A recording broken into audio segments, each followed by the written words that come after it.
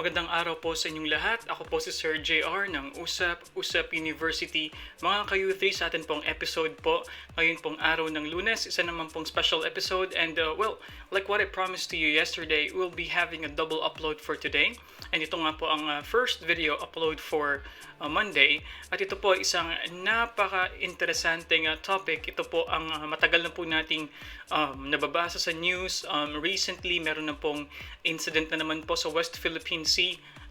Kung saan po di umano ang isang Chinese vessel po ay bumangga po sa nakaangklanan na mga Pinoy po na tripulante na nangingisda sa may Recto Bank or dito sa may West Philippine Sea area, malapit po sa Spratlys Islands. So, yun po ang nangyaring incident, and in fact, we had a video episode about that. But for today, this is more like an update kung ano po yung nangyari sa sinasabi nga pong West Philippine Sea incident between Philippines and China. And syempre, ang tumulong daw po sa atin ang barko po ng Vietnam na kaibigan daw po natin. So, yun yung initial po ng mga stories na naririnig natin na nasa headlines po natin. At for another update about this, ngayong araw po, nakatakda po na makipagkita yung kapitan po nung barko po ng mga Pinoy, pero sinasabi po sa news na dahil daw po sa trauma, hindi daw po at ayaw na po makipagkita daw po nung kapitan na yun. So I'll be giving you more updates about that, of course, sa description ng video na ito. But for today, we'll be focusing on what the United States said patungkol po sa issue po ng Philippines at ang ng China po. At ito nga po ang isang article po, nandito na feature po natin. So sinasabi po dito, sa artikulo po na sinulat po ni Ray E. Requejo, sinasabi ng Amerika na Philippines, China, sabi niyo ng Amerika, hold your fire. This was of course published just today, alauna kaninang madaling araw. At sinasabi nga ng bansang Amerika na kinakailangan mag-practice ng restraint, ng self-control dahil nga sa issue ng boat ramming, sinasabi dito. Sinasabi ng Amerika, syempre, na kinakailangan magkaroon ng self-control sa dalawang bansa upang hindi na mag-escalate pa sa, ayaw natin ng violence. Yun ang sinasabi, of course, ng United States. Refrain from using coercion daw at intimidation to assert their maritime claims over the South China Sea. Ito yung naging statement ng US Embassy. We saw news reports of the collision at sea. We are thankful none of the Filipino fishermen lost their lives and glad that Vietnamese fishermen rescued them from the open sea. So makikita natin dito sa screen natin, ito yung mga actual na photo po ng mga survivors. At nasabi ko na po sa inyo mga ka-U3 sa previous po na episode na nirelease natin, meron pong 22 na mga tripulanting Filipinos yung according sa incident nung binangga sila, nandun sila nagpalutang-lutang sa karagatan. Buti na lang daw nga po at tinulungan sila ng isang napadaan po na Vietnamese na boat. So sinasabi din dito, sa picture muna, tingnan natin dito from the left, nasa gitna, ito yung tinatawag nila na kapitan, of course, ng FB Gemver. So ito sa photo na ito, kinikwento niya yung ngayon nangyari. At siya din yung sinasabi natin na kapitan kanina na ayaw na makipagkita kay Pangulong Duterte. Although dapat yun yung kanilang appointment na makipagkita nga dahil daw sa trauma. So sinasabi dito, further sa article na ito, na ang posisyon doon ng Amerika ay clear. They support lawful uses of the sea, respect for international law, unimpeded lawful commerce, and peace and stability. They urge yung lahat doon ng parties na yun nga hindi gumamit ng coercion at saka intimidation to assert their territorial and maritime claims. At yun nga po yung nangyari. Ang background po sa statement na ito ng US Embassy dahil nung June 9th, yun nga po na nagkaroon ng ramming. So, tinawag ito ni Secretary ng Defense natin, ni si Delphine Lorenzana. Sinasabi niya na we were left to the mercy of the elements. At syempre, patungkol din po dito mga ka-U3, yung Department of Foreign Affairs nag-file sila ng diplomatic protest.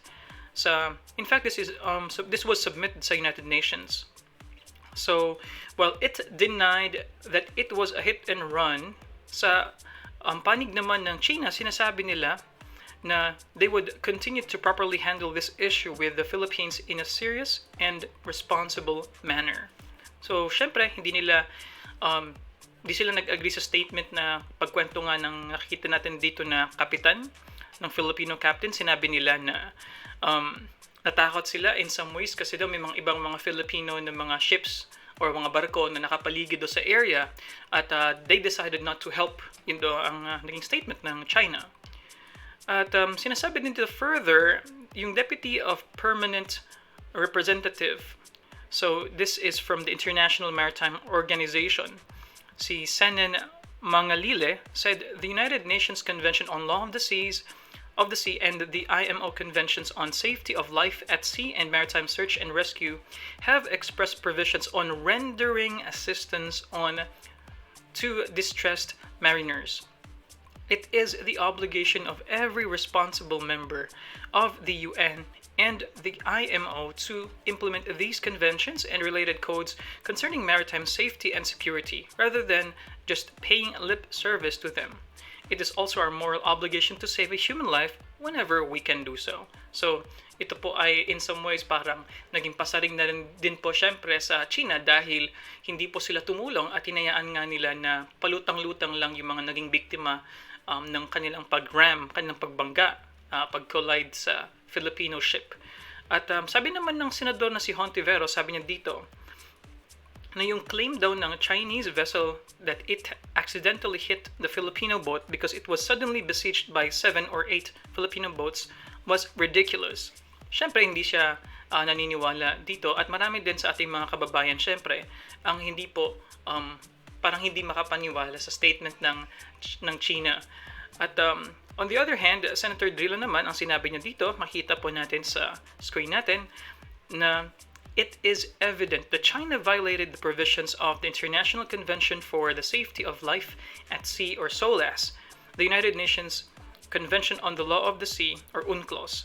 Sabi din ni Senator Drilon, sabi niya na ang Chinese government owed the Filipino people an apology. In fact, sinabi niya, the very least na dapat nilang gawin ay magdemand tayo ng apology from them at whether what happened is deliberate or an accident, they should apologize. Yeah, I totally agree with Senator Drilon here na kinakailangan mag-apologize ng China dahil nga it is their moral obligation to help. It is every human obligation na tumulong kapag may nangangailangan, and sila yung naging cause na kung bakit naging ganun yung 22 na tripulanting Filipinos. So nakakalungkot, and I am hoping na yung China ay mas maging i-treat nila ito ng may pagrespeto sa atin dahil naturingan pa naman din natin na best friend or kaibigan. Yun ang palaging sinasabi ng ating Pangulong Duterte. So personally, inaabangan ko kung ano yung magiging steps ng government natin patungkol nga sa issue. And this same statement na sinasabi ko ngayon was the same statement that I said in our episode nga na na-publish natin a couple of days ago. But before, of course, we proceed to the U3 question natin, I would like to feature here a very important website from Global Firepower.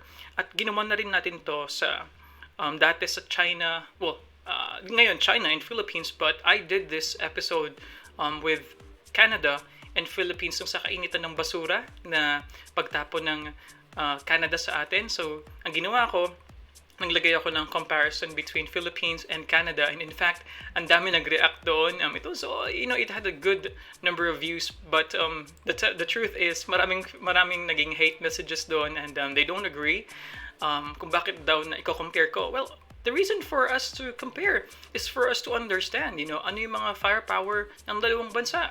And, basing on that, ano yung magiging tingnan natin na parang strength at saka weaknesses ng both countries. For Canada versus Philippines dati, mas marami tayong, manpower, shall I say, mas marami yung sundalo natin dahil nga sa ating population, so yun yung naging advantage natin. But this time, for Philippines versus China, this is a different story because China, according to GFP, Global Firepower, yung kanilang rank is third ng 137 countries. Ang Pilipinas naman ay almost like, in the middle of the ranking. 64th tayo so far. So, population of course, 105 million people. Sa kanila, 1.3 billion. So, yun ang sa mga kaibahan. Manpower, of course, pag sinasabing manpower, yung mga kakayanan na may mag-serve, well, technically fit for service, 42 million. 621 million naman sa Tsina. So, manpower available, 51 million. 752 million naman sa Tsina. Ang mag-reach ng military age, so meron tayong 2 million, 2.1. Sa kanila naman, 19.6 sa Tsina. Active personnel, 125,000. Sa Tsina naman, 2.1 million ang active personnel nila. So, ganyan po kadami ang kanila pong active personnel, mga aktibo na nag-render ng military service para sa kanilang bansa. Now, tingnan naman natin dito ang defense budget. Sa atin, meron tayong around $3 billion, sa kanila man 224. So, that's what? I-multiply natin ng around 70 times, So, yun ang magiging, yun ang laki ng defense budget ng China. External debt naman, of course, 76. Dito sa kabila naman is trillion, 1.5 trillion, 76 billion sa atin. Now, let's go sa mga kagamitan. Okay. Total aircraft, 171. China, 3,187. Fighters, 0 or interceptors, sa kanila 1,222.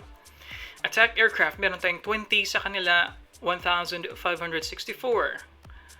So, helicopters, 97, sa kanila 1,004. Okay, attack helicopters. So, wala tayong attack helicopters, unfortunately, sa kanila 281. Serviceable airports, 247 tayo, sa kanila 507. Okay, tank strength, 18, sa kanila 13,050. Armored fighting vehicles, 530, sa kanila 40,000. Okay, self-propelled artillery, wala tayo, sa kanila 4,000. Okay, rocket projectors, 0, sa kanila 2,050. So, total naval assets nila, 714, sa atin 119. Okay, submarines, 0, sa kanila 76. Aircraft carrier, 0, sa kanila merong isa. Frigates, meron tayong 3. At na-feature natin dito mga kayuthi, ang BRP Jose Rizal at ang BRP Antonio Luna, na kung saan i-deliver sa atin from South Korea. So, malamang ito na nasali na dito yung 3. And sa kanila, 52. Destroyer, 0. Sa China, 33. Corvette, 10. Sa kanila, 42. Patrol craft, 39. Sa kanila, 192. Ayun. Major ports and terminal, 6. Sa kanila naman, 16. Alright. So, kung titingnan natin, medyo tagalid tayo so far. Wala akong nakikitang edge natin over sa kanila. Kahit sa railway coverage, sa atin 995.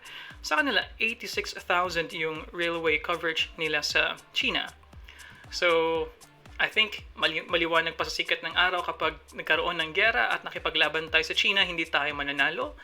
At ang malamang sa malamang ang magiging panalo lang natin is kung tutulong ang ating quote-unquote ating ally na United States, which is number 1 of course sa global firepower ranking. So ano pong masasabi niyo dyan sa balitang yan mga ka-U3? May laban ba tayo sa China? Ang sagot ay so far, based on statistics, hindi talaga. So napakarami nila, napakalaki din ng kanilang ekonomiya at sila nga po ay ranked 3rd sa global na firepower na ranking. Tayo number 64 lang po. Kaya before we end, let's go to the U3 question, mga ka-U3 of the day. So makikita natin dito ngayon. Let's just look at this. Makikita nyo sa screen natin.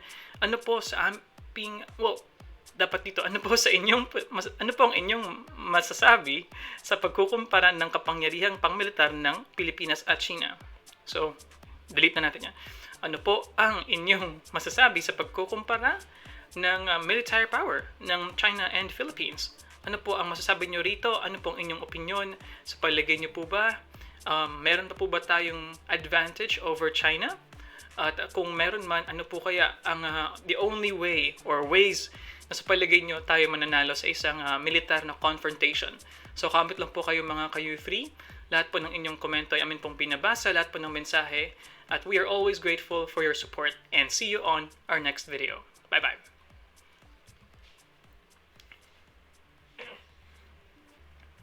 Mga ka-U3, dyan po nagtatapos ang ating episode patungkol po sa Chinese na military at ang Philippine na military. Sino kaya ang may laban kapag nagkaroon ng giyera? At syempre, nasagot na po natin yan. Malamang sa malamang ay medyo mahihirapan po talaga tayo dahil tayo po ay rank 64.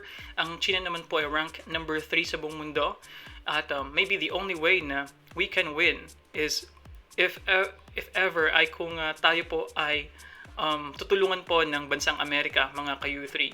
So, if meron po kayong komento, meron po kayong mga questions at iba pang gusto niyo pong i-share po sa amin, don't forget to click subscribe and also type down your messages, of course, sa atin pong comment box below. Lahat po ng inyong mga mensahe, komento ay binabasa namin. And also, if you like this video, please don't forget to click thumbs up, mga ka-U3.